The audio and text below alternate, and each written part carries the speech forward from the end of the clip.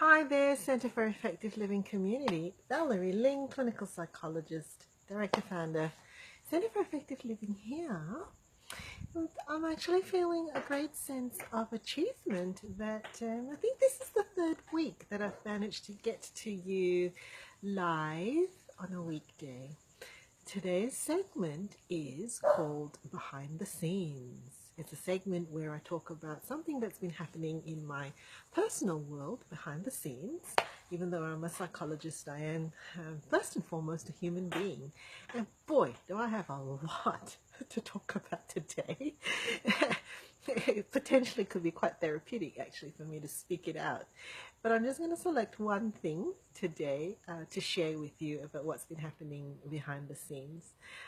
If you watched yesterday's live stream, I spoke about going to a high school reunion, and if you're interested, here is the update. I did go, and it was great. I walked in and I was warmly welcomed, and the first person that I saw was my old friend and buddy, Kenny. Kenny, if you're there, you liked my page after yesterday.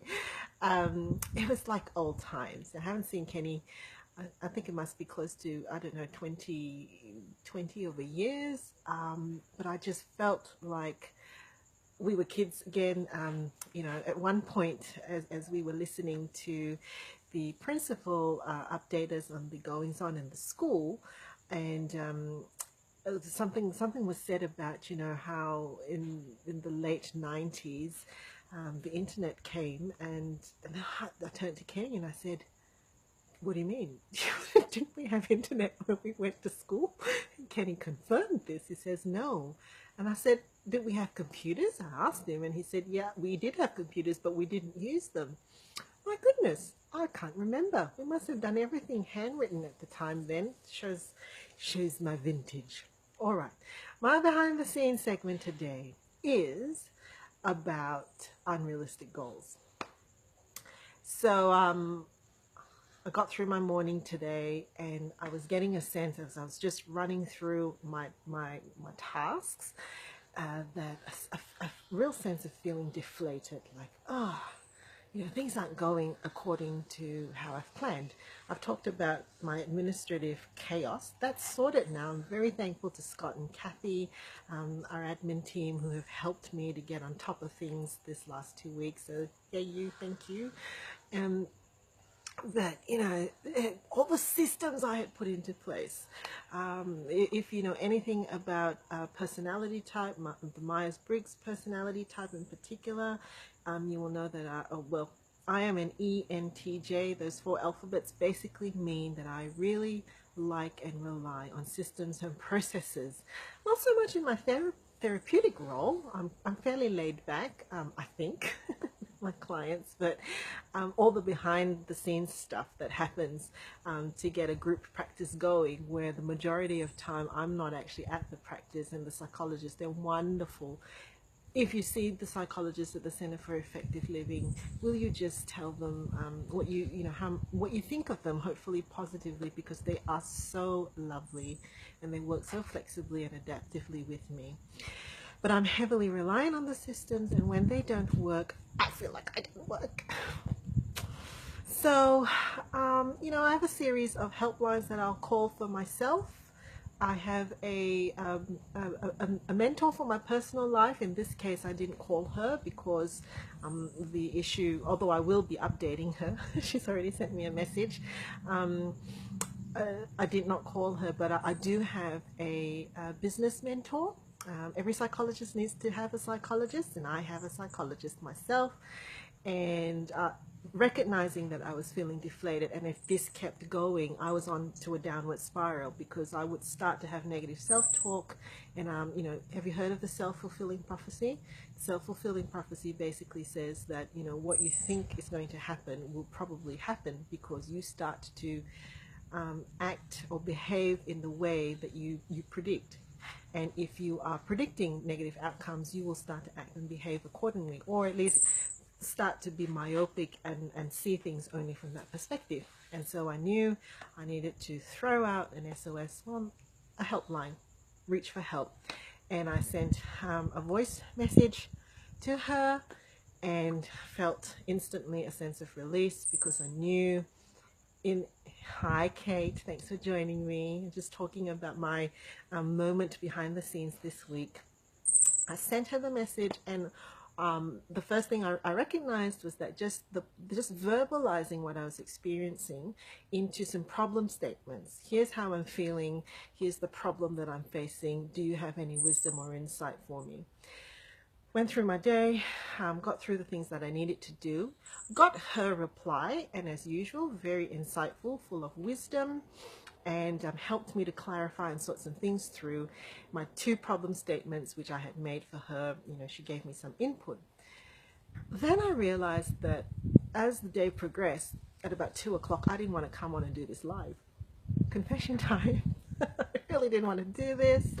And I'm saying to myself, Valerie, you've got to show up. Your clients show up every week for their therapy, whether they feel like it or not. They're trusting in the process.